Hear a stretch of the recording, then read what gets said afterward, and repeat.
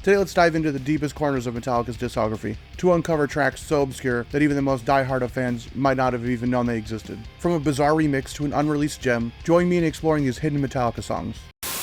So this first track is For Whom the Bell Tolls, mixed by DJ Spooky.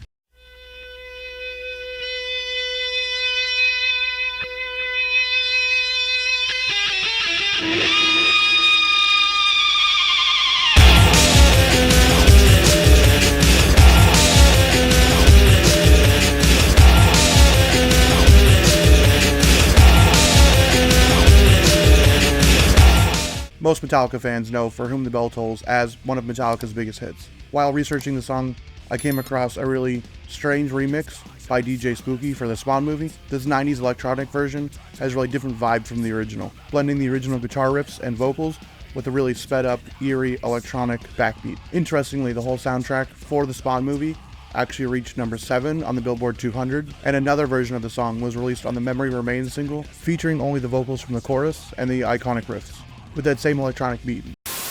So the next song is The View by Lou Reed and Metallica.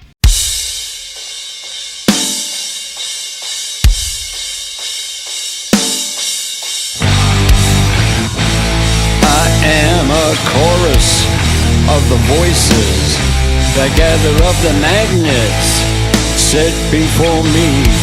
And this song is on one of the most polarizing Metallica releases to date, even more criticized than Saint Anger. I heard about it when it first dropped when I was a junior in high school, but I'm so surprised to see that a lot of people don't even know this album exists. It all began at Metallica's Hall of Fame induction, where they played Sweet Jane with Lou Reed. They enjoyed playing with each other on that stage, and Lou Reed later approached them with an idea for a collaboration. The resulting album was a really artsy album, and as a high schooler I didn't understand it, but I also didn't know that it was based on 2 different plays. Those plays were called Earth Spirit and Pandora's Box, and they were by Frank Wiedekind, which adds some context to why this album sounds so artsy. The track most people recognize from this album is The View, and that is because that is where the famous I Am the Table meme comes from. I am the view.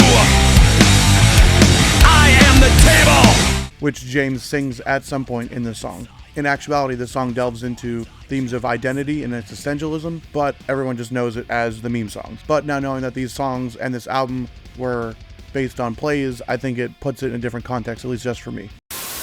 So the next song is an unreleased track from the Presidio recordings, the song called Temptation.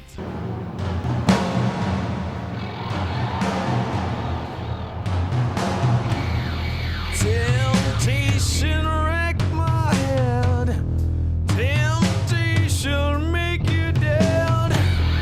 Temptation sucks my soul. Temptation fill no hole. Most of us know Saint Anger. A lot of people hate it. Some people love it. I find myself more in the middle. I love some of the tracks, I'm into garbage, it's my thing. and I don't care for some of the tracks. But when they were working on this album, they created one of the most fascinating documentaries that a band has ever created. Some Kind of Monster.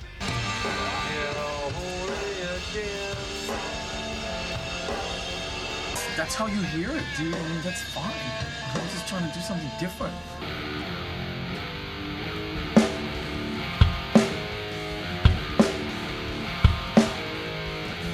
Some Kind of Monster is a really good movie if you ever want to check it out. But if you've seen the movie, you know that they have like 2 main recording phases. The first one took place in a barracks where they made a studio, and that is in the Presidio in San Francisco. The second part is after James left, went to rehab, and came back.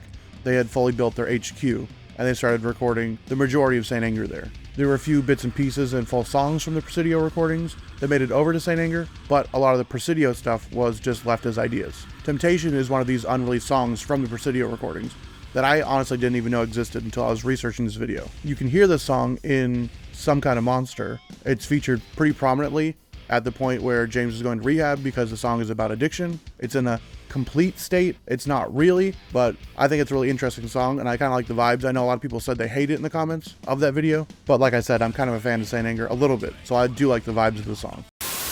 The last song is probably the strangest of them all. It's called We Did It Again, and it features Ja Rule, Swiss Beats, and Metallica.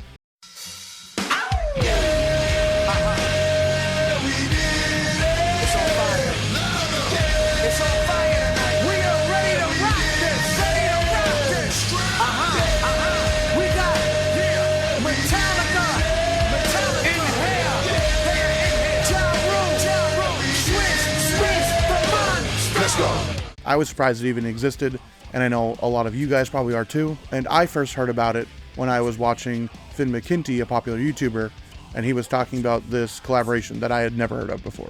So during the St. Anger recordings, when James left for rehab, it looks like, Swizz Beatz approached Bob Rock and Metallica to try and collaborate on a song that they thought would bring the fans together, because they had rap fans that might like rock and rock fans that might like rap. And it was actually a really cool and interesting idea at first. And in the outtakes of Some Kind of Monster, you can see some of the process they went through to create the song. Like Swizz Beatz came to Bob Rock, they sifted through some of the Metallica riffs and picked out what would best fit in a rap song. Then they brought that to Ja Rule, who wrote and rapped his own parts. And then they brought it to Kirk, where he made his own solos, and they had some pre-recorded vocals from James to put on the track. A lot of people hate the song. I know it's not the best Metallica song, but I don't think it's actually as bad as people make it out to be. But let me know what you guys think of this song. I know it's one that I definitely didn't expect, and this song was eventually released on Swizz Beatz Ghetto Stories. It was like a compilation album. And it also generated this really funny moment between Lars and Ja Rule. Oh, you want me to say that? Yeah, Nevermore. Nevermore the whipping boy. Nevermore the whipping boy. I think I'm gonna let James hold on to that part. I'll say more than this. I fully agree. So, those were the 4 most interesting and obscure songs that I could find. If there are any more that I missed, please drop them in the comments. I'd love to check them out. Maybe do another video, and other people can check them out as well. Personally, I think I want to explore more of the Presidio recordings.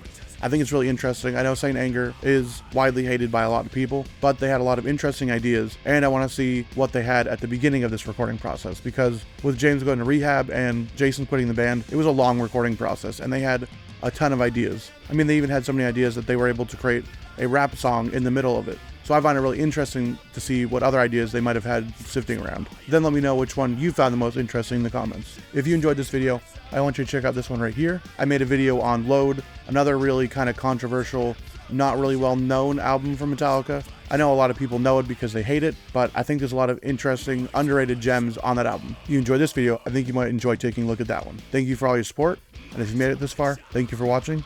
I'll see you in the next video. Peace.